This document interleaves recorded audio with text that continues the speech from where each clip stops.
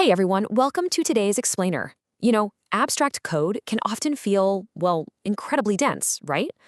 But what if we could translate the core logic of functional programming into a relatable, everyday action? Today, we're taking a complex architectural concept and turning it into a beautifully coordinated performance. Whether you're structuring a massive enterprise application or just writing a quick automation script, the underlying philosophy, it's the exact same. We're moving away from brute force dictation and stepping right into the realm of elegant, modular design. So let's dive right into how we choreograph this logic. Part 1. The tedium of repetition. Okay, let's dive into this. To really appreciate the power of what we're looking at, we first have to remember a fundamental truth about our computational environments. Computers are entirely literal machines. They literally do not have intuition. They aren't going to just fill in the blanks for us. Take our digital actor, Cody. To make him perform even the simplest dance move, we have to dictate absolutely everything from the ground up. Step 1, move the left foot. Step 2, move the right foot. Step 3, jump. Now, just think about this from a systems architecture perspective for a second. Imagine needing Cody to execute that exact sequence 100 times across different modules of a software platform. Coding that manually, left foot, right foot, jump, over and over and over again. Honestly, it's exhausting.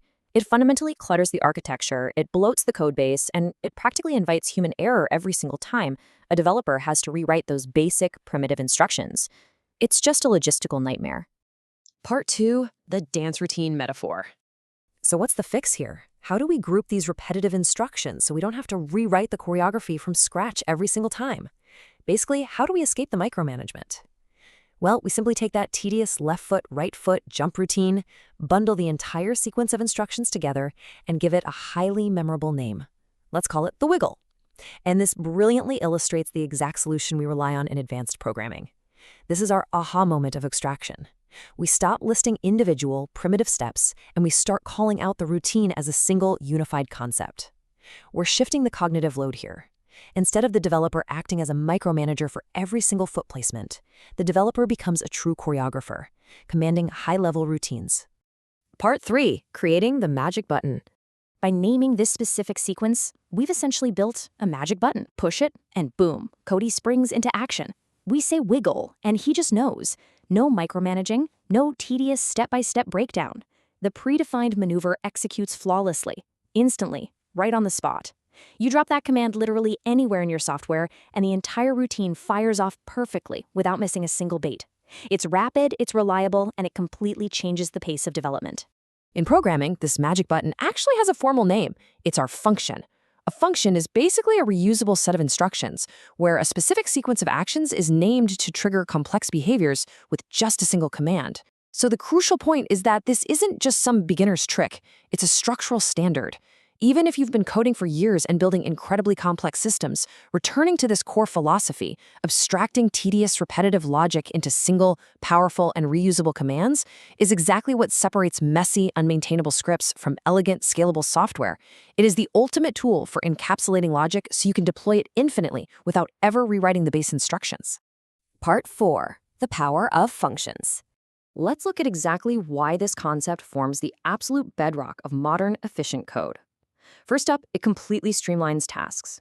When you encapsulate logic into a function, you aren't just saving a few keystrokes, you're drastically reducing the surface area for bugs to hide in. Say there's a flaw in the dance routine, like Cody jumps when he should have spun. Well, you only have to debug and fix it in one central location. Update the function once, and the entire application inherits the fix instantly. Second, it fundamentally improves clarity. When you use clear, descriptive function names, your codebase suddenly reads like a well-written script. It becomes a high-level narrative of what the software is actually doing. A new engineer jumping into the project doesn't have to decipher a jumbled, confusing mess of microsteps. They just read the function names and instantly understand the architectural flow. And finally, instant execution. Developers can call upon these predefined maneuvers anywhere in the stack. This level of modularity allows teams to build vast, intricate systems quickly. It transforms coding from an exhausting, repetitive chore into a highly scalable, perfectly choreographed operation. You build your toolkit once, and you leverage it infinitely. Now, let's take this concept of grouped logic off the screen and into your own world for a second.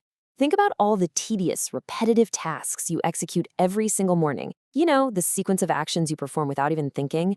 If you could group those steps together, wrap them in a single, perfectly coded function, and completely automate your daily routine, what would your magic button do? Keep that in mind as you architect your next project. Thanks for checking out this explainer, and I'll catch you in the next one.